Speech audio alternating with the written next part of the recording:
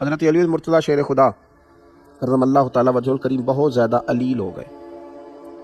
صحابہ کرام کا آپس میں بڑا محبت کا، مودت کا، پیار کا، اعتبار کا رشتہ ہوتا تھا۔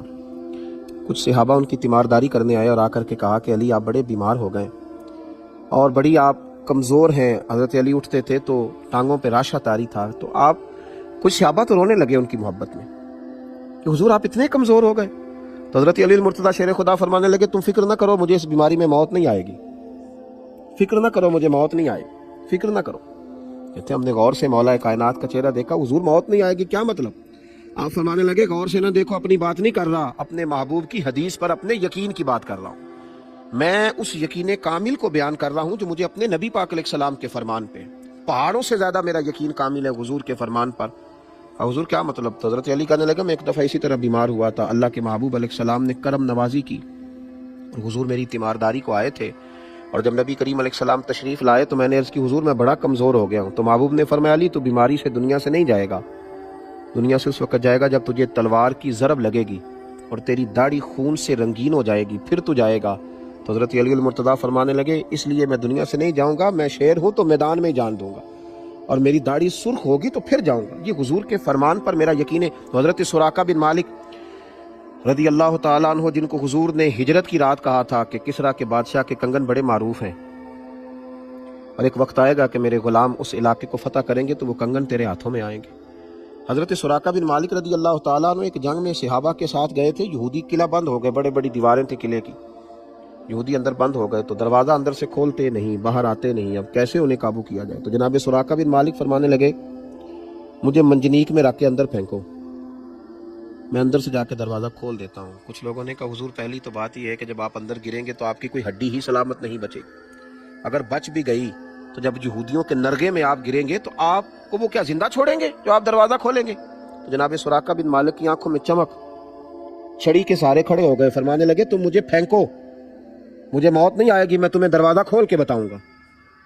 اگر ہو یقین کامل تو کٹ جاتی ہیں زنجیریں، اگر ہو ذوق جنوں پیدا تو کٹ جاتی ہیں زنجیریں۔ فرمایا پھینکو مجھے، میں تمہیں دروازہ کھول کر کے دکھاؤں گا۔ میرے عزیزو، پھینکا گیا حضرت سراقہ بن مالک کو منجنیق میں رکھ کے۔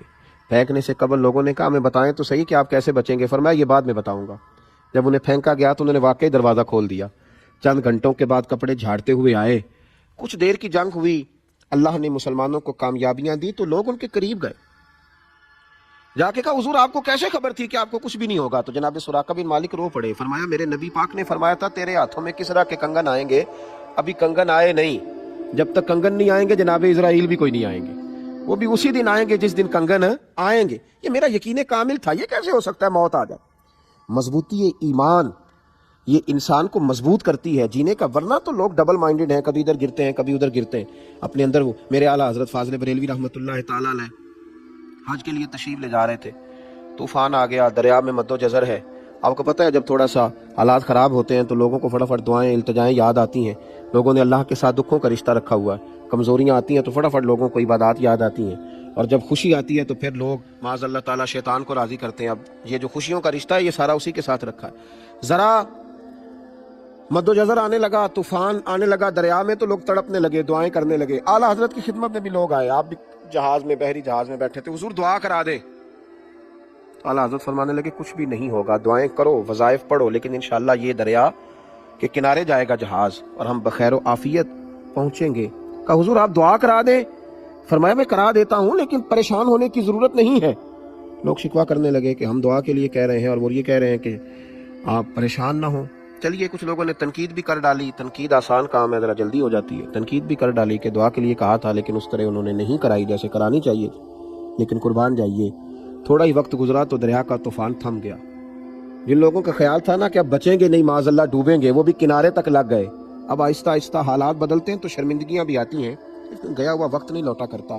قریب گئے، معذرت کرنے لگے، حضور غلطی ہو گئی، برا سوچا، کچھ کی زبانوں سے برے جملے بھی نکل گئے، پر آپ بتائیے آپ کو کیسے یقین تھا کہ یہ اس جہاز کو حادثہ نہیں ہوگا، یہ کنارے تک جائے گا؟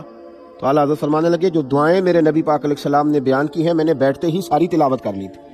یہ کیسے ہو سکتا ہے کہ نبی کریم علیہ السلام کا فرمان درست نہ ہو؟ تو میرے یقین کامل نے دیکھیں نا، مدینے میں زلزلہ آ گیا تو انسان کا یقین اگر مضبوط ہو، کردار اگر پختہ ہو، اسے خبر ہو کہ میں کیا ہوں، پھر خوف کاہے کا؟ پھر آنے والے حالات اور مد و جزر کے ساتھ اس کی پریشانی کاہے کی؟ پھر تڑپنا کاہے کا؟ پھر چہرے پر اس کے بل کاہے کی؟ مدینے میں زلزلہ ہے، حضرت عمر کھڑے ہیں، ہاتھ میں درہ اٹھایا تو زور سے زمین پہ درہ مارا، فرمایا زمین ٹھہر جا، ٹھہر جا، زلزلہ بند کر۔ یا پھر عمر کو بتا، کیا عمر نے تیرے اوپر کوئی ناانصافی کی ہے، کوئی ظلم کیا ہے، کوئی زیادتی کی ہے؟ کیا عمر نے کوئی ایسا کام کیا ہے جس کی وجہ سے تو کام پہ یا پھر ٹھہر جا؟ تو لوگ کہتے ہیں عمر کا درہ کیا چلا، زمین کا زلزلہ بھی رک گیا۔ یہ وہ یقین ہے۔ حضرت سعد بن ابی وقاص نے جب آپ نے بھیجا نا حضرت سعد بن ابی وقاص کو دور دراز علاقوں میں جہاد کے لیے، تو حضرت سعد نے کہا تھا حضور کو نصیحت کریں، تو فرمایا اپنی توجہ اپنے رب کی جانب رکھنا۔ حضرت عمر نے کہا اپنے یقین کو کمزور نہ پڑنے دینا، دیکھنا حالات کی رو میں بہ نہ جانا، لوگ تمہیں بڑی داستانیں سنائیں گے لیکن خیال رکھنا۔ تو حضرت سعد بن ابی وقاص رضی اللہ تعالیٰ عنہ نے بھی اس کا پورا ہی خیال رکھا، پورا ہی لحاظ فرمایا، پوری ہی توجہ کی۔ آپ فرماتے ہیں جب ہم جا رہے تھے نا جہاد کے لیے تو رستے میں ایک دریا آ گیا۔ حضرت سعد بن ابی وقاص کمان کر رہے ہیں، بھیجنے والے سیدنا فاروق اعظم ہے رضی اللہ تعالیٰ، فرماتے رستے میں دریا آ گیا۔ اب صحابہ کہنے لگے سعد اب کیا کریں گے؟ فرمایا اب کیا کرنا ہے، اپنے رب پہ یقین کامل ہے، اس سے التجائیں کریں گے۔ تو حضرت سعد رضی اللہ تعالیٰ عنہ نے امت کو یقین کا حوصلہ دیا، ہم روحانی لوگ ہیں، ہمارے پیچھے روحانی قوتیں ہوتی ہیں، ہمارا رب ہماری مدد فرماتا ہے۔ کئی دفعہ ہم سمجھتے ہیں کہ اب ہم جال میں پوری طرح الجھ گئے، لیکن آنکھ کھلتی ہے تو رب کریم ایسی آزادی عطا فرماتا ہے جس کا کبھی سوچا بھی نہیں ہوتا۔